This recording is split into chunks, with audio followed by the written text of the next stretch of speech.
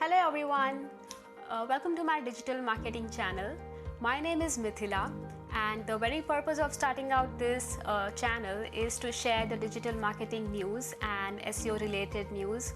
So if you all like my videos, then please subscribe to my channel and also like my videos and share my videos. So let's quickly dive into this video. In this video, I'll be taking you through the top SEO news from last month.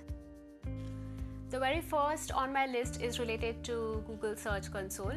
Google has recently announced that they will soon be launching a new tool called as Search Console Insights. So this tool will be basically a combination of Google Search Console and Google Analytics. So the existing users find it a bit difficult to understand the existing tools because they are too technical. So to make it easy for the website owners and users to understand how their content is performing, this tool will be released soon. It is still in beta and it will be launched soon. The next up on my list is related to crawling and indexing issues. So there were many chatters and discussions on the Google Webmaster Forum and also in various Facebook SEO groups that many users were facing issues related to crawling and indexing of the websites, and Google had confirmed on their Twitter handle that there were issues related to canonicalization as well as mobile indexing, and they were working on those issues, and it seems that they have restored these issues and fixed these issues, and 99% of the URLs have been fixed, so users should not have any problem related to crawling and indexing. The next up in the news is related to my favorite SEO tool, which is Ahrefs. Ahrefs has recently launched a new tool called as AWT, which stands for Ahrefs Webmasters Tool. This tool basically has two sub-tools, I would say.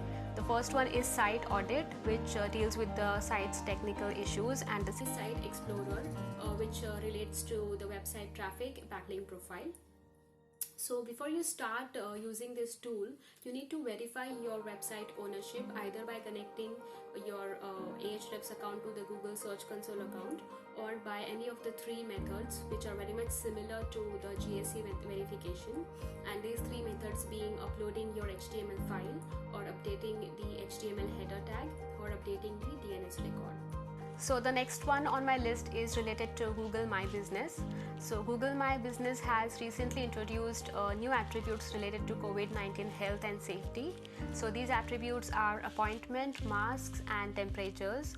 So if you need to check if you need to make an appointment before you enter the store, or is it compulsory for you to wear a mask before you enter the store, or would your temperature be checked before you after you enter the store. So all these attributes are newly introduced. One important point to note here is that not all of the GMB profiles will see these attributes because these are still category specific. The next up in my today's list is related to every SEO's favorite topic, schema markup. So Google has recently introduced a new schema for shipping details, which relates to the cost and the expected delivery date for the product. With this new schema, Google has made it even more easier for the sellers or retailers to showcase their products in search results. It is still rolled out in US and it is not available to all the countries. The next one is related to Bing's new tool. So on 4th September 2020, Microsoft launched a new tool for robots.txt, and this tool is very much similar to robots.txt for Google Search Console, wherein the user can check and analyze the crawling issues. On 17th September 2020, Google announced that their Google bot will be crawling websites on HTTP2. So for those who don't know what HTTP2 is, it is an advanced version of the existing HTTP protocol. So it is much more efficient and faster than HTTP because it requires only one TCP connection for multiple file transfers instead of multiple connections. As an SEO professionals, you don't need to do anything to crawl over HTTP2 because Googlebot will crawl only a small amount of websites as per their choice, and then they will slowly or gradually ramp up the HTTP2 crawling. However, if you want to opt out of this crawling, then you can do that. You can instruct your server to respond with HTTP status code of 421 when Googlebot attempts to crawl your website on HTTP. Next up on my list is beneficial to the product sellers, because Google is bringing free shopping listings in the shoppings tab of Google search results.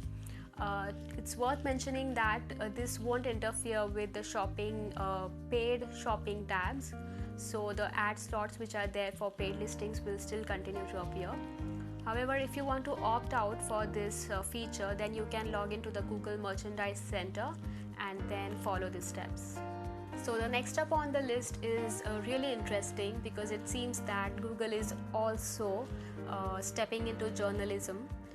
So they are introducing this new feature called as Google News Showcase, and this will be there in the news section of search results.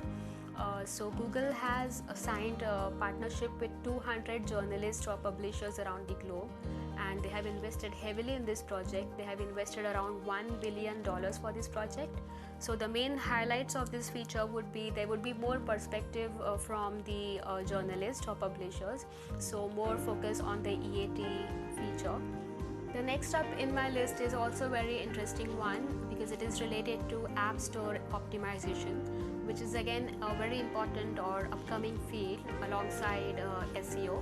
So Google has recently announced a feature called as Google Play In-App Review API, wherein this feature, with this feature, users can leave the ratings and reviews while staying within the app.